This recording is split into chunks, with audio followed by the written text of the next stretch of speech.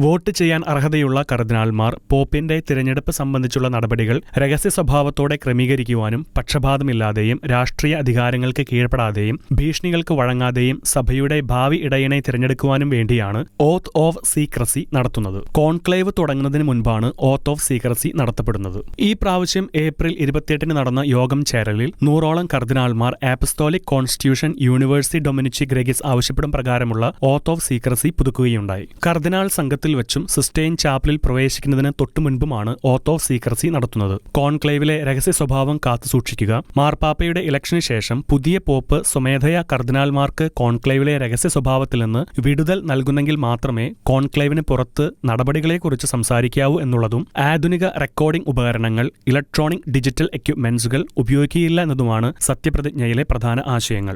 I promise and swear to observe absolute and perpetual secrecy with regard to all matters related to the election of the Roman Pontiff and not to break the secrecy in any way. കത്തോലിക്ക സഭയുടെ തലവനെ തിരഞ്ഞെടുക്കുന്ന നടപടിക്രമങ്ങളിൽ താൻ പരിപൂർണ രഹസ്യ സ്വഭാവം കാത്തുസൂക്ഷിക്കുമെന്നും ഒരു കാരണവശാലും വിവരങ്ങൾ പങ്കുവയ്ക്കില്ലെന്നും വാഗ്ദാനം ചെയ്യുകയും പ്രതിജ്ഞ ചെയ്യുകയുമാണ് വോട്ടിംഗിന് യോഗ്യതയുള്ള ഓരോ കർദിനാൾമാരും ചെയ്യുന്നത്. തിരഞ്ഞെടുപ്പിന്റെ രഹസ്യ സ്വഭാവത്തിന്റെ വീഴ്ചയ്ക്ക് ഏതെങ്കിലും കർദിനാൾ കാരണമാകുന്നെങ്കിൽ പ്രസ്തുത പ്രവൃത്തി മൂലം അഡീഷണൽ കോർട്ട് ഹിയറിംഗ് ഇല്ലാതെ തന്നെ പ്രസ്തുത വ്യക്തിക്ക് സഭാഭ്രഷ്ട് നൽകിയിരിക്കണം എന്നതാണ് നിയമം അനുശാസിക്കുന്നത്. ലാറ്റിനിൽ ലാറ്റേയ സെന്റൻഷിയായ എന്നറിയപ്പെടുന്ന ഓട്ടോമാറ്റിക് എക്സ്കമ്മ്യൂണിക്കേഷൻ എന്നാണ് ഈ സഭാഭ്രഷ്ടിനെ വിളിക്കുന്നത്. വത്തിക്കാനിൽ കർദിനാൾമാർക്ക് സേവനം ചെയ്യുന്ന മറ്റു ഉദ്യോഗസ്ഥരും ഡോക്ടേഴ്സ്, സെക്യൂരിറ്റിക്കാർ, സെക്രട്ടറീസ്, പാചകക്കാർ എന്നിവരടങ്ങുന്ന സംഘവും സ്പെഷ്യൽ ഓത്ത് സീക്രസി എടുക്കണമെന്നാണ് ചട്ടം. ഇന്റർനാഷണൽ ഡെസ്ക്, ഷെക്കേന ന്യൂസ്.